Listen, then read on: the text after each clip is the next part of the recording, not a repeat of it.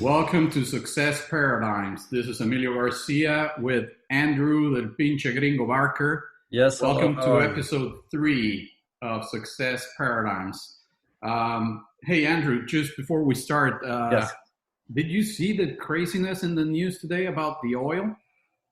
it was. These words are going to sound like I'm overstating it.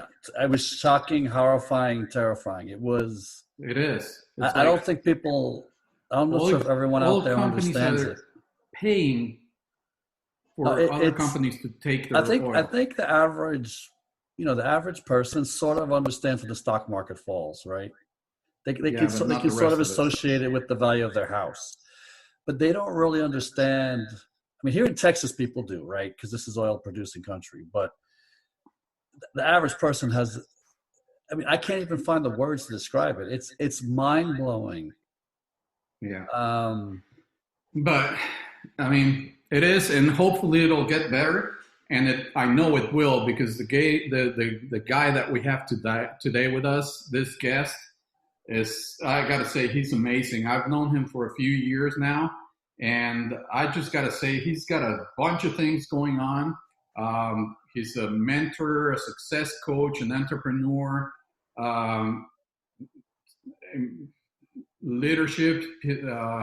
I've seen him speak on stages, 3,000-4,000 people. Wow. Easy, if not more. I think he's done like 20,000 in Vegas at least once or twice. So without further ado, I want to welcome my good friend Jay Maymi. Jay, are you out there? I am here. How are you guys? Good. Hi, Jay. Doing great. So hopefully this time everything is good and my dogs don't bark out there. But hey, if they do, this is the reality we're living in today. If that's our biggest problem, we're fortunate, right? Right. So anyway, Jay, tell us a little bit about your story. Where were you born? Where were you raised and all that stuff? I know you're from New York, same as the pinche gringo. But tell us a little bit more. What part of New York? Well, I grew up in Spanish Harlem, a place called Barrio. So, the Barrio is just it's a Spanish word for the hood. So it's just the Spanish hood. And, it was interesting about living in a neighborhood like that is you end up either one of two places, and neither of them was good. That's just because of the economics of the place. The environment is very difficult. People who live in a barrio live there because of the community of Hispanics that predominantly is in a barrio, but it's also economically, it's a very difficult place to live. So I was born into that environment. My parents from Puerto Rico, they came here from Puerto Rico in the mid 1960s with nothing. They didn't understand of English. My father ended up working 3 jobs. My mom working in a factory. And so here they are, trudging along, trying to build a life in the U.S., trying to have children. Now, you also told me that there's like a carbon copy of you up in New York, huh? There is. There's actually another guy who's walking around he talks like me, almost dresses like me, same hairstyle, the whole thing. Right, his name is Joe, and we're twins. And it's one of the interesting was that when my mom and dad decided that they wanted to adopt after she had 3 miscarriages, the last thing she thought that they were going to ever do was adopt twins. But that's what was presented to them at the time. So economically, they didn't plan for that when they decided to adopt. But here, lo and behold, out that they were going to take home a bundle of joy, a true bundle of joy, right? Not one. And double up, huh? What's that? Double up. Yeah, really. So mom had to stop working to stay home. That made things a little more difficult because a low-income household requires everyone to have an income, and up in income, and an addition of 2 more children makes it very difficult. Well, I'm glad they were actually good people that decided not to separate you guys, because I know that's normally one of the options they give in adoption. Is like, hey, you don't want both, take one. We'll almost, it sounds bad, but just take one, we'll place the other one. Kind of, it's bad to say it that way because it's human beings, but in reality, that's what they do. Well, in my case, you're right. They could have either said, we'll take one or none. Right. And wow, either one of those choices would have had a very different result in my life. Yeah, I bet it would. So you were born and raised in New York, and what we heard is that you actually went to high school with a friend of El Pinche Gringo. Yeah, with a friend of mine. Sorry to hear that. He's a much nicer guy than I am. Anyway, but so fast forward, and after a few years, you moved down. Well, not a few years. Actually, just recently, a few years ago, you moved down to Texas, right? So I want to hear more about that story when we come back. We're going to take a quick 30-second break, and we'll be right back. This is Success Paradigms with Emilio Garcia and Andrew the Pinche Gringo Barker. That's right.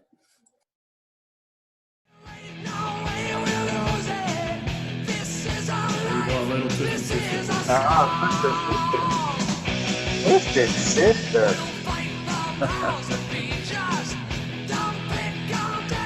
So who's your number one 1980s metal band? For me, it's Priest.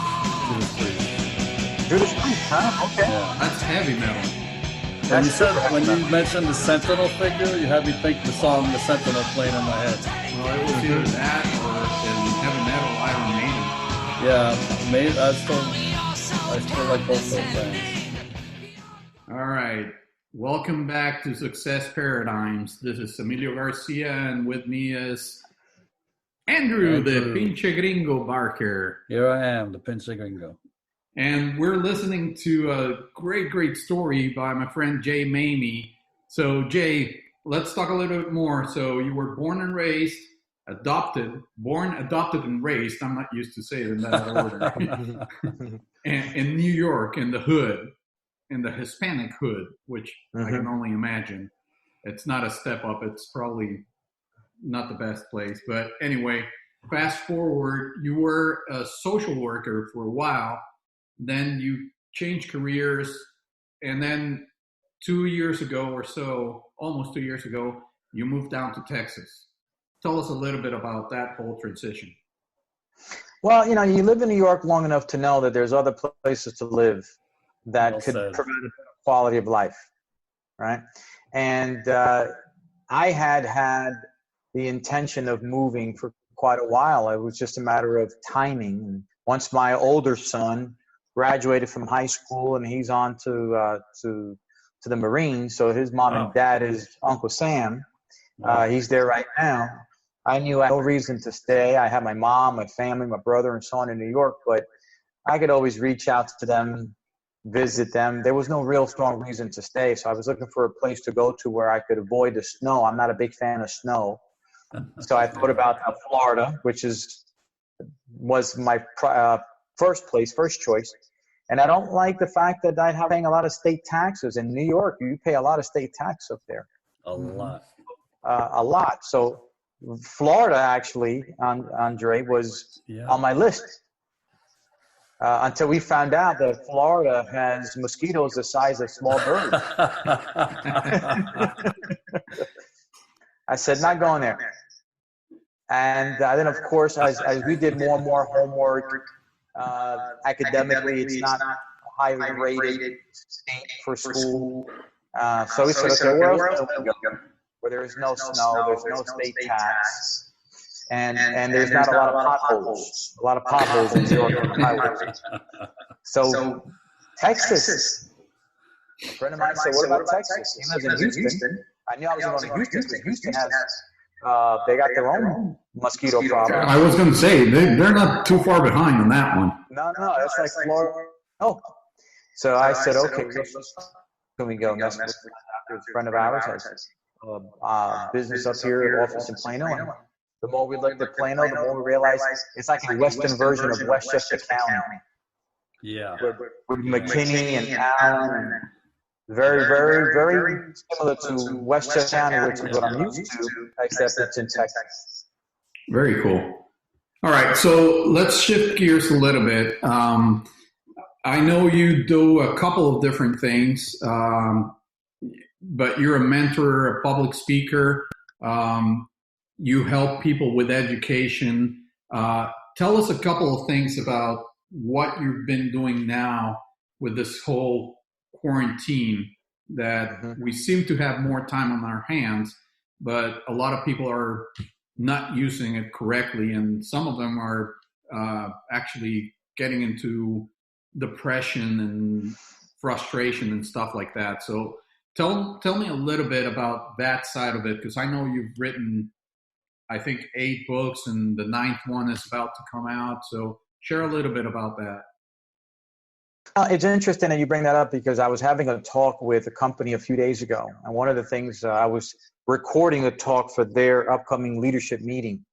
And the person who hired me, his desire was for me to produce something that could really help people get unstuck, for those that are stuck in this muck and mire of misery that just gets reinforced every time you turn on social media or the news, or you chat with your colleagues and your coworkers. A common theme, COVID-19, the death toll, and all these very real things. You can't deny the reality of it, but there's a difference between acknowledging the reality of it and accepting it, and then not getting sucked into it. The sucked into it part can have damaging effect. And the reason I say that is because as I spoke to this group, I was in Manhattan in 9/11. I lived in Manhattan when the World Trade Towers went down. And I remember clearly that day. I remember the emotions of the day. I remember the smoke. I remember it was just horrible. I remember the soot was on the subway. And if you lived in Texas or California or anywhere around the world, you turned on the TV, saw the news, saw the internet, all the follow-up the days after, then you turned off your TV and you went about your business. But if you lived there, every day you were bombarded with smoke and the stench from bodies that were rotting. Every time you looked at the window, you would see the trucks parting the metal of the towers. So you could not escape visually, audibly. Your senses kept reminding you that you were in a bad situation. Anxiety at an all-time high. People were discouraged and depressed. There was a somber mood if you lived in New York at that time, especially in the Barrio in the city. The damage that occurs when you get sucked into that is that you really become catatonic decline. You almost go into what I call a time lapse, where you get stuck in the moment. You don't realize time is passing because you're stuck in that moment. When we finally woke up, that day, that almost zombie atmosphere, it was December. Oh, wow. You woke up and said, crap, it's Christmas. Because there was no Macy. And again, if you're not in New York, it doesn't matter. But for those of us that live in New York, I was there. Right? Yeah. It's a reminder of the holidays, and Christmas is coming, and you get excited about the season, and the time progresses as it does. But we got stuck in that mindset. And here's what happens when you get stuck in the mindset, when you get stuck in that same misery. You put creativity on idle. Everything that you could do in terms of personal development, personal growth, business development, business growth, has the pause button hit on it, and you don't grow. So the one thing that I'm going to share with people that are in that right now is a similar mindset. The thing that makes this worse than 9/11 is this is global. It's national. It's local. Whereas 9/11 was, it took the attention of the global world, but it was localized to us in Manhattan. This COVID deal, this is everywhere. Yeah. I got a phone call today from one of my clients